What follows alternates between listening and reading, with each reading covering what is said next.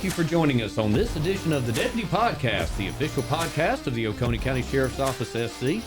I'm Sergeant Alan Sayre with Community Services Unit, sitting in for Corporal Jimmy Watt, who's on temporary assignment today. On this edition, we're doing our Behind the Badge edition of the series, but we're doing it a little bit different today. You know, a lot of times on Behind the Badge, we talk about the deputies that wear the badge, their experiences, everything that they go through, but we wanted to do something a little bit different today.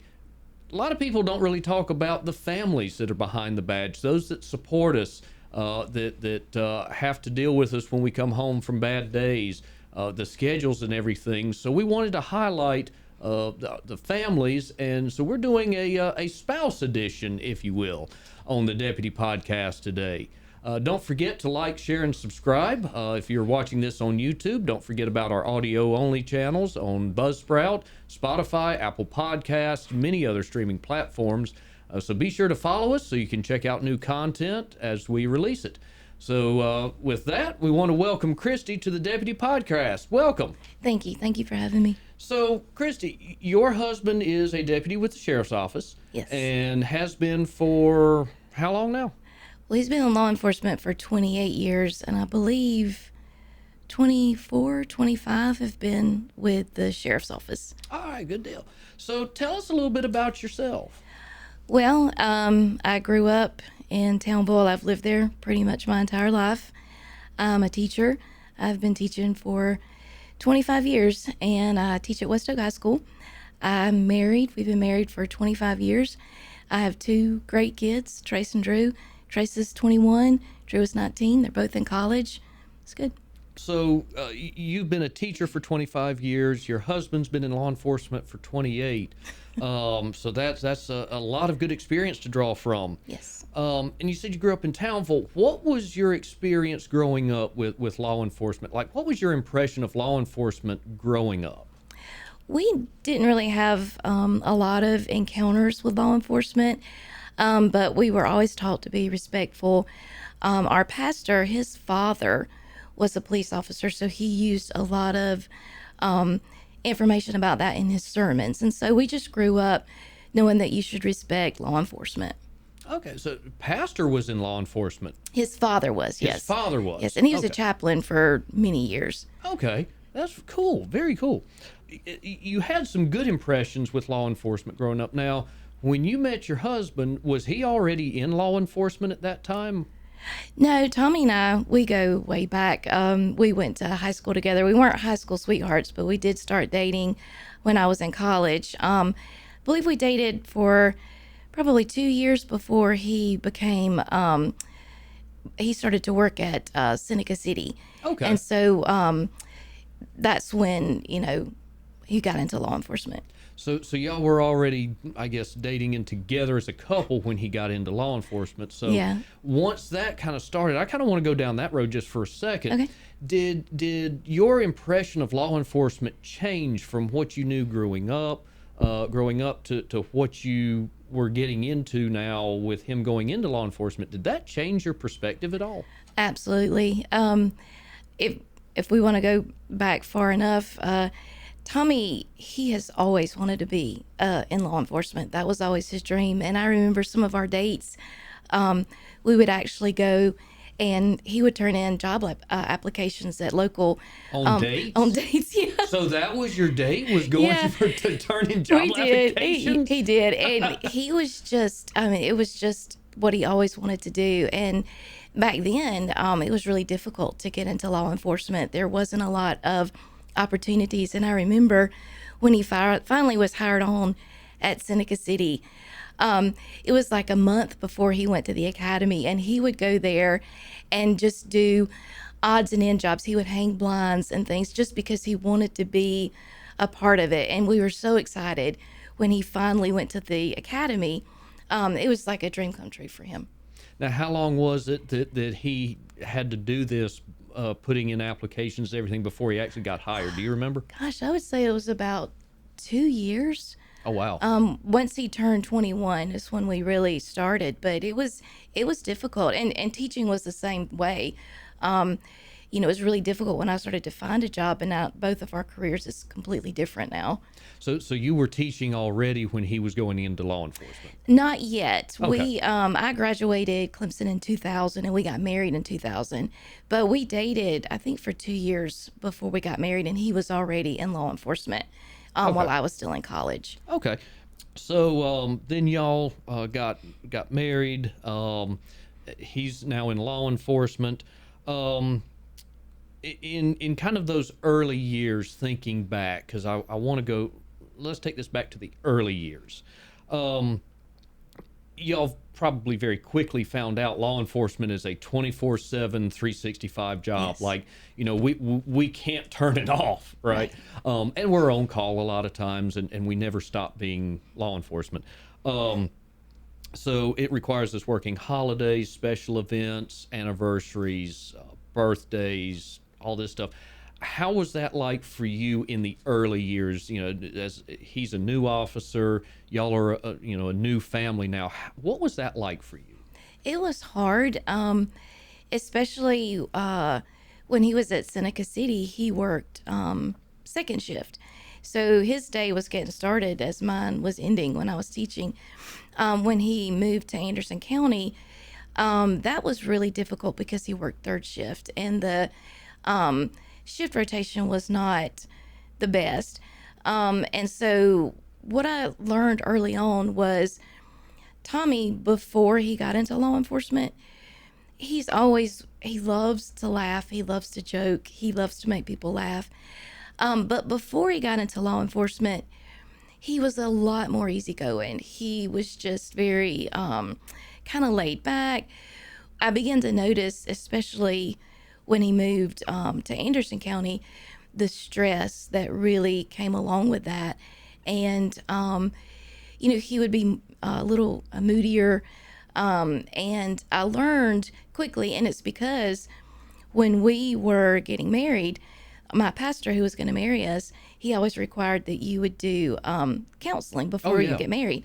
And he told me, he said, Kristy, law enforcement has a very high divorce rate because it's not just you're marrying this person, you marry the career.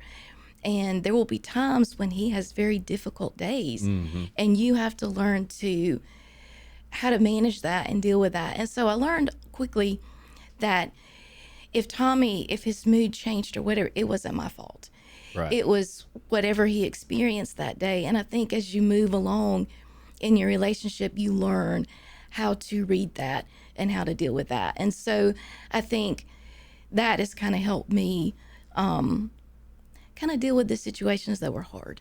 Well, and I can't even begin to imagine, what that's like. From my side as a law enforcement officer, I see things in a lot of ways, but that's one of the reasons I really wanted to feature a family member on the podcast, because you have such a different perspective of it. And just something as simple as like, not having a great day at the office, or you as a teacher, you have a student misbehaving is frustrating, and you definitely have the stresses, but trying to understand a law enforcement side of it, it's completely different. Yes. And y'all have children. Yes. So how long had y'all been married when y'all started having children? We'd been married 3 years. Okay. When Trace was born. Yeah. So had you kind of started getting settled into the law enforcement family life by this point, Yes. or still adjusting? Well, I think it's always an adjustment. There's always things that you can learn, ways that you can deal with things better, and I'm still learning now. But I think we had, Tommy was at the sheriff's office, and he was moved to the traffic unit, which kind of really worked with our schedule. He was able to kind of do his schedule a little more. And so he was actually there a lot more than what he'd been before. How did having children did it have an effect on you and your law enforcement spouse? Maybe did that change anything, like emotionally or situationally? Did that have any type of effect on you guys? I would say yes. So early on with the boys, with Tommy being a police officer, when they were younger, it was, their friends were like, "Oh, this is so cool. Your dad's a police Right. officer." Oh, yeah. Tommy was really involved in the elementary schools. He would bring, he had the drug dogs, so he'd bring Aider and do demonstrations and all of that. But also, I think because Tommy had been exposed to so many things, and oftentimes in law enforcement, it's so unfortunate because day in and day out, law enforcement officers see the worst of the worst sometimes in society, and I think it can really cause a distrust. And so with the boys, Tommy was very strict about who they could, spend the night with and go, Right. birthday parties, Right. which I think that is actually a great thing. Oh, yeah. Well, and it goes back to, being a good vigilant parent, too. Right, absolutely. And so Tommy, there would be times when we would want to go to the movies, and, terrible things in our society have been happening in movies. And Tommy's like, he couldn't relax. He couldn't just sit and enjoy the movie because he was concerned that something would happen. And I think that's what I've learned most about law enforcement is it's like you all have this constant sense of being on edge because at any moment it could just all blow up. And so I think that's what's been the hardest thing is helping Tommy learn how to turn that off. We would go to even if you want to spend the day at a county fair with your family, there would be people there that had been arrested, that Tommy had arrested. And so we've had confrontations where he's had to say to these people, here with my family, Right. we've had to leave. But I will tell you one funny story. It was when I was teaching at Westminster Middle School. They closed that and built the new middle school, West Oak Middle. But right. this was years ago. I think Trace was 3 and Drew was maybe 1. And it was open house. So I was working late and the parents were coming in, meet the teacher night. So Tommy brought the boys to see me because I wouldn't be able to see them. I was going to work late. And it was near the end of the night and the boys were playing and Tommy was standing there and one of the last parents come in. And she walks in and she looks at Tommy and she says, "Do you remember me?" Oh. And Tommy looks at her and he says, "Yes, I do." She said, "You arrested me." Oh. And I thought, oh, here we go. This Oh, is no, going to be this something. is not good. This is not good. But it turns out she looked at him and she said, "Thank you. Thank you for helping me. Thank you for helping me get my son back."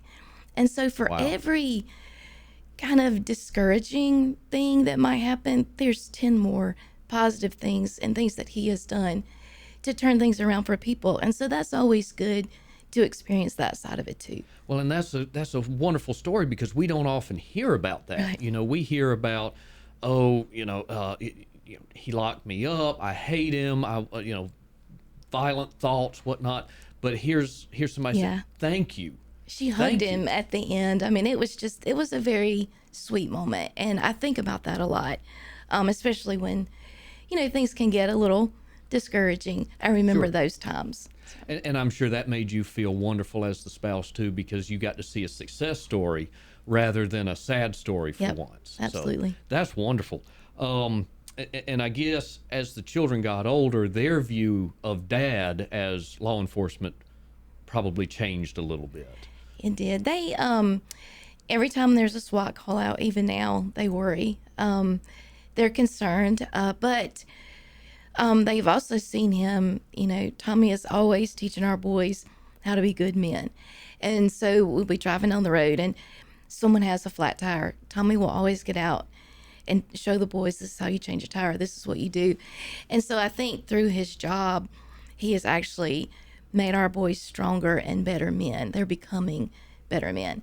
There have been times when it was tough for them, and especially when they got to high school, the boys would tell me sometimes, "Well, we didn't get invited to this party because they know my dad's a cop," but they were like, really didn't want to go anyway. And to me, it was that kind of party. I was kind of glad that they Absolutely. were going anyway. Don't So want to go to that. it worked out for us. But they've always kind of put Tommy on a pedestal. So I think it's just made them stronger people too. I'm sure that's continued on, now that they're in college and everything. So they now have some really good positive stories to share as well. Absolutely. But I think it's funny when you say they don't get invited to the party because dad's a cop. And you said, yeah, that's not kind of the party I think they need to be going to. At the same time, though, I think that's really unique for us in law enforcement families, that we're able to teach a lot of those values in different ways than other folks. I think that's kind of a neat thing. Well, and it's a family thing too, because if if their car breaks down on the side of the road anywhere in Oconee County, there's going to be a deputy that comes by who knows them and who is going to look out for them and care for them too. And so I think it's kind of a family atmosphere too. So thinking back to, now raising the kids, even now that they're in college, having to work like holidays, or if I remember correctly, they're both in sports. Right? So if dad had to miss a game or miss a sports event, work Christmas, how did you guys as a family deal with that? Because that's something that's a little kind of unique to us in public service, some medical fields, but for the most part, we don't get holidays off. So how did you guys as a family work through that? Well, one of the things that, and I will say this, law enforcement has been good to my family. Law enforcement has been good to us. So by the time the boys were old enough and they were playing sports, Tommy was on the traffic unit, and he was able to kind of control his schedule a little more. Right. He did work a lot of nights, and he worked holidays and weekends, but he was able to be there, even coach them in a lot of their sports. But I always remember New Year's Eve. So Tommy always, worked New Year's Eve. Oh, I bet on the traffic unit, out there doing DUI always, enforcement yes. and everything. Oh, yes. But he would always make a point to come home on New Year's Eve at 11:30 and celebrate New Year's Eve with us. And he would stay till midnight, and then he would go back out. And so I think, and it's true in law enforcement, and like you said, if you're a nurse or anything, you understand that, and you just make ways to celebrate it. It doesn't have to be necessarily on that holiday. Right. But one thing I admire about Tommy, he always pays it forward, because this past Christmas, he actually went out Christmas Day, Christmas morning, and worked the road so that some of the deputies could be home with their families, because he remembers what it was like to be on call and things like that. So I always admired that as well. So that's an interesting thing that you brought up. How did that make you feel as a spouse, that for all of these 25 years, he's missed holidays, he's missed events.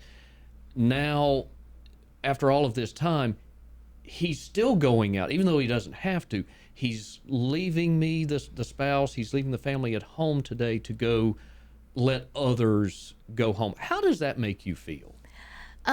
Actually really proud, because Tommy has never put himself.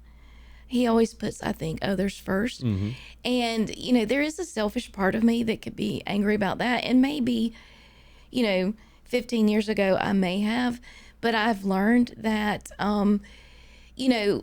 good things always happen when you do good things. Yes. And so I was going to be blessed later on, no matter what. And I knew he would be coming home. And I also remember what it was like as a young wife and a young mother, not having him there. So I was glad that he was able to give that opportunity to deputies so that they could be there for their families. And then years later, when, they're in the position, I'm sure they will do the same thing for the new deputies as well. If you're willing to, I want to kind of talk about some of the more difficult things. I want to unpack some of the things you already brought up about some of the difficult stuff, if you're willing to. We all know that there's things in law enforcement that most people just could not imagine dealing with. We go to people's birthdays. Nobody calls 911 to wish you, tell you it's a good day, right? We deal with a lot of loss of life. We see terrible, horrible crimes, sexual assaults, terrible crimes against children. And as a law enforcement officer over time, that weighs on us. But a lot of times we don't think about, and it's not because we intentionally do it, but we as the officer, and I think we as a culture, don't always think about what that's like for you. So one of the things that comes to my mind is when Tommy comes home, when a law enforcement officer comes home and they have seen those things. You probably know right out the gate, oh, they're not having a good day. This was not a good day. How do you, and I kind of want to break this down just a little bit. First off, when that happens, when that really bad day happens, how does that affect you personally? It's really hard because I'm a fixer. I want to fix your problem. I want to make you happier. I think that's kind of the teacher in me. And so it's hard, but I've learned the signs. I think that early on in our marriage, when Tommy had a day like that, he would come in and just wouldn't speak. He wouldn't speak to anyone. And at first, I thought it was my fault. Why is he not talking to me? Is he mad at me? What have I done? But I realized, and it goes back to also the counseling that our pastor had given me, he needs time to decompress. And Tommy's ritual, I guess, he goes home. When he gets home, he comes in, he takes his boots off, he takes his uniform off, puts his clothes on, and then he'll go sit in his recliner. And he just needs time to decompress from the day. And I've learned just to let that happen. Right. And then there are things that he can't talk to me about. I understand that. So one of the things that we do, we walk our dogs. And so a lot of times when we're out there in the sunshine, and Tommy will begin to unload some of the stuff and tell me different things. And so then a lot of times he doesn't need advice. Right. He just needs someone to listen. And I've learned just to shut up and just to let him talk. And then he doesn't need me. I can't solve those problems. You can't fix those. But it helps for him to be able to get that stuff off his chest. I think it's also important for new young spouses in law enforcement to remember that when they do share things with you, you need to keep that private. You don't need to go tell other people, or it needs to be something that's confidential, and that your spouse can trust that you're not going to go tell the world all the stuff that's happened. Oh yeah, because I'm sure that coming home from the worst of days, we all have to have that confidant. We all have to have that person that we can talk to freely and openly about some of the horrors we've seen. So I can only imagine the different things, but you're right, that's something that you have to keep locked away, and that's a heavy load on you too, isn't it? It can be, because I don't want Tommy to ever experience hurt or anything like that, but I always remember Tommy's very good at his job, and this was his calling. This is what he wanted. And there have been times in our marriage when I've wanted to say, just quit, get a different job. But I don't think he would be happy in any other career. And he talks about retirement, and I just laugh. I'm like, you're never going to retire. Yeah, no, he's not going anywhere. He's not going anywhere. He was made for this job, and it's just my job to support him how I can. And I think that support is probably a key part of why he's so happy at this job, because he's got that good support. And that's one of the things too that I kind of wanted to talk about a little bit as well, is that support. You mentioned about giving him his time, and I think back to one of the things that we've talked about before with some of our other folks in the office, is a lot of spouses don't realize that, all right, as soon as I walk through the door at home, for example, and the first thing I do when I get in is my 8-year-old comes running up saying, Dad, I want to, look at my knee. I busted my knee. Can you look at that? And then the wife comes up and says, what do you want for dinner? And then the 11-year-old comes up, Dad, I want to show you this cool thing on the computer. And the family doesn't realize I'd literally just left a horrible scene.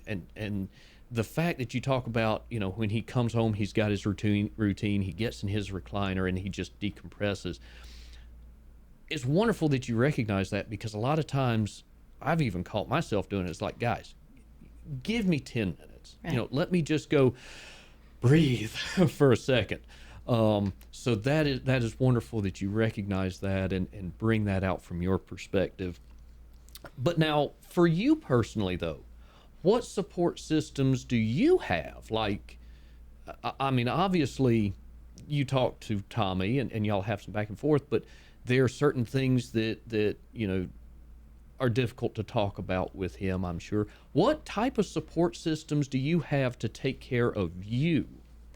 Well, I have my mom. She is just the most wonderful, saintly woman you will ever meet, and she will always listen. I also have, I think, in law enforcement, it seems to be law enforcement, teachers and nurses, we're kind of all together. So there's a lot of law enforcement spouses that I work with at school, former and current.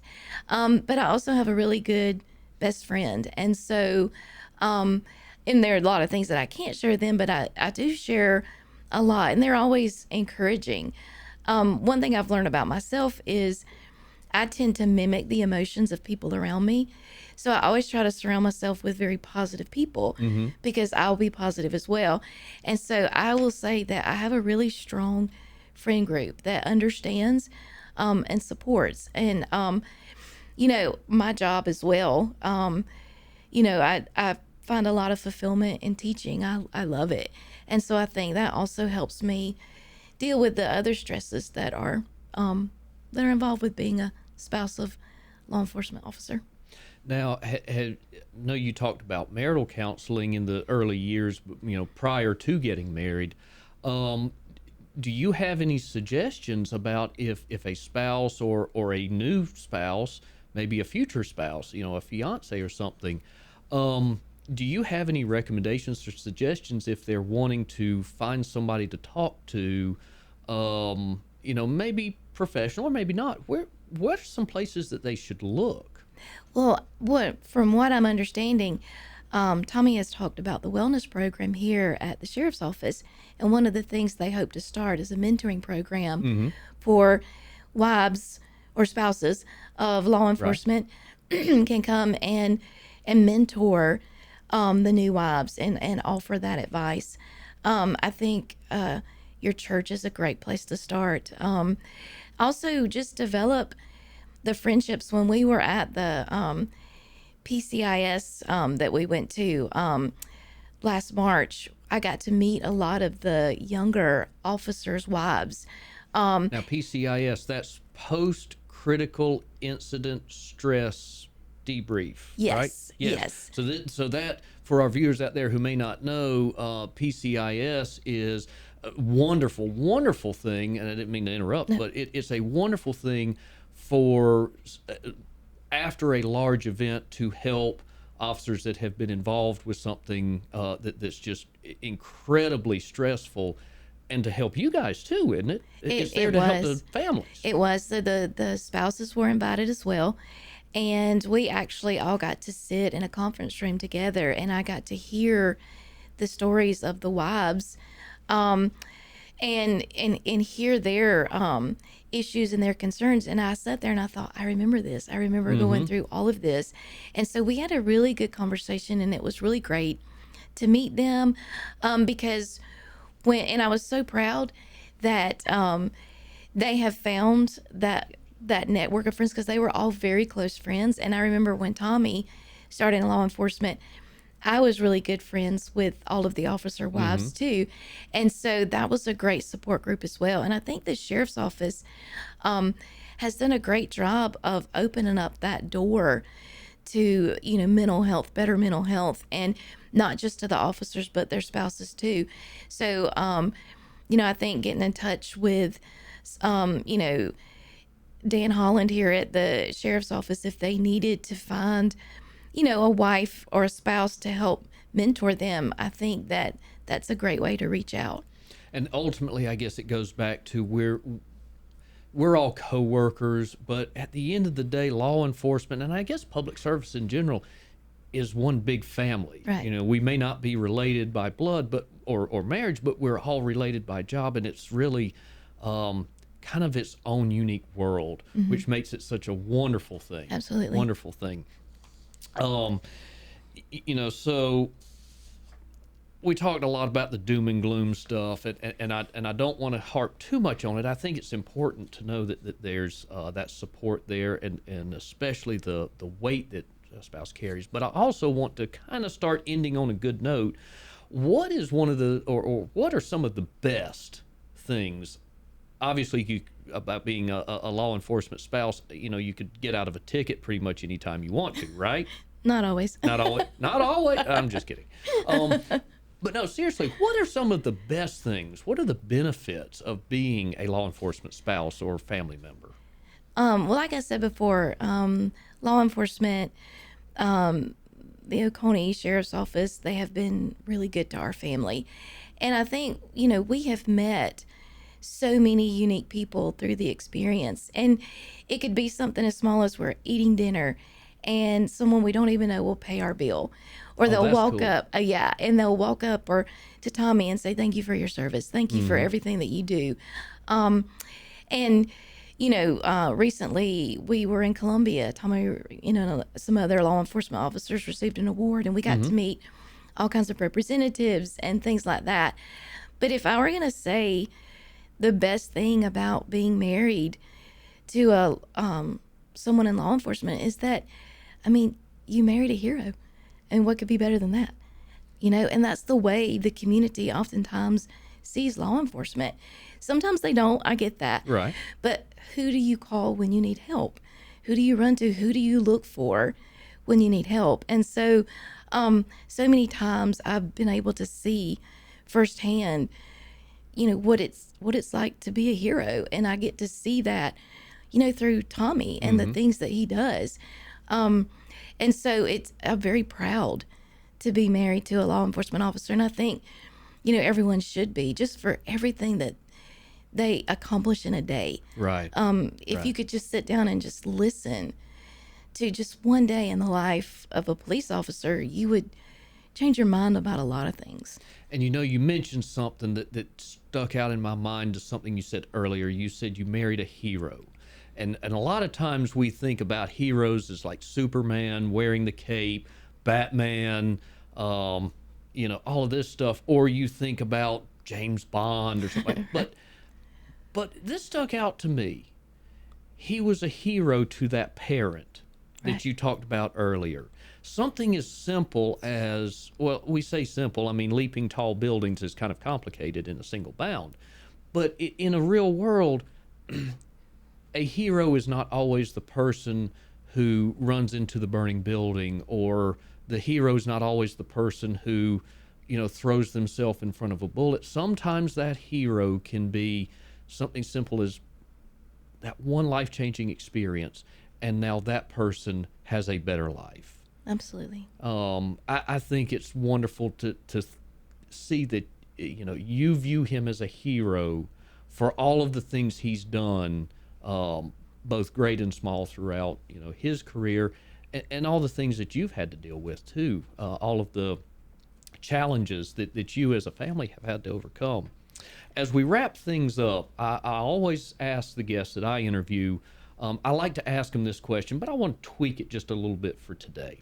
So I always like for our viewers and our listeners to leave with something, to have something that they can take away from this. So this is kind of a two-part question.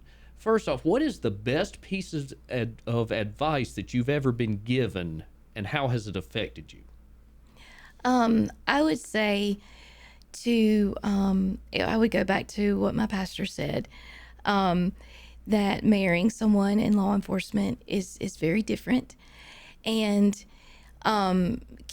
communication. And communication is important in any marriage or any relationship, but especially for law enforcement. So if you see that your spouse is struggling with something, the best thing I think is you learn their responses, and basically just say, okay, was it something at work? Did something happen at work today? And what can I do to help you with that? I would also say that one of the things that I think has helped Tommy a lot is encourage your spouse to find a hobby, something that they enjoy, that has nothing to do with their profession. Right. And Tommy has started, woodworking. He loves to whittle. Before that, he did martial arts. So, he's always found, I think it's important. Tommy also, and I hope he doesn't get upset when I say this, he started journaling. And I think that is, and I'm an English teacher, so of course I'm going to love that. Oh, absolutely. But no one reads it. It's just his. But whenever things get really, that are very difficult, or even the good times, because as a teacher, we struggle a lot in our profession. So I have a little box, and in that box, I put every note a student has ever written me, graduation invitations, little cards. Oh, cool. And when it gets really hard, you bring that box out and you read it. And I think that's what Tommy also does with his journal. When things get tough, go back and look at those positive things that have happened, and it reminds you of why you're in this business in the first place. Yeah. And so just if I had any advice to give to new spouses of law enforcement officers, it would be patience. Just remember that it's not you, and that you just really never know what that officer has gone through that day. Right. I remember one day on my way home from school, I was like, I'm going to try to get in the mind of a law enforcement officer, because one of the things I've learned is that you guys are always ready for good, bad, ugly. So with that, when we go to restaurants, Tommy always has to sit with his back to the wall facing the door. Yep. That's a very common one.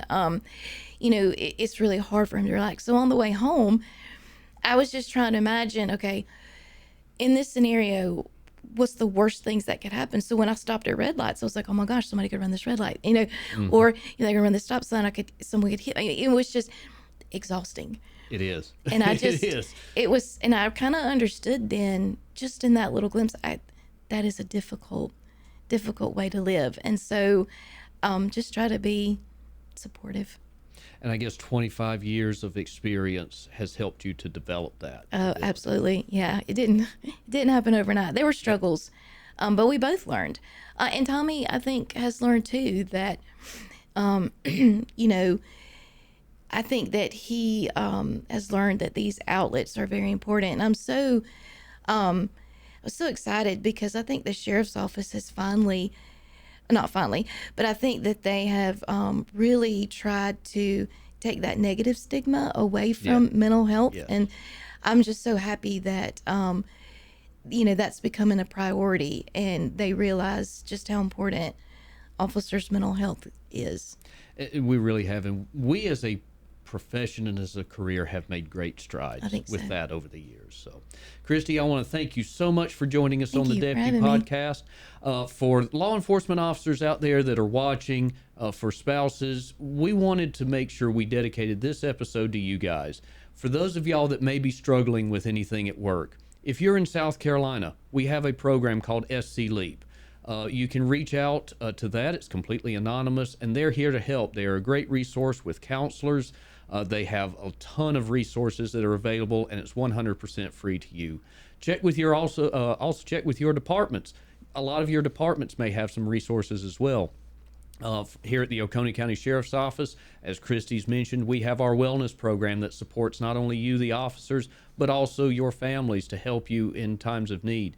And obviously, if you ever have anything at all that you feel like is weighing you down, please find somebody to talk to, whether that's a best friend, a family member, priest, pastor, SC Leap. We highly encourage you to work through that in a positive way. Also, remember that this podcast is available on YouTube. We're also on the audio-only platforms, Apple Podcasts, Spotify, Buzzsprout. Make sure to like and subscribe as well so you can stay up to date with new content as it's published. We want to thank you again for joining us on the Deputy Podcast. I'm Sergeant Alan Sayre of the Oconee County Sheriff's Office. This is the Deputy Podcast, the official podcast of the Oconee County Sheriff's Office, SC.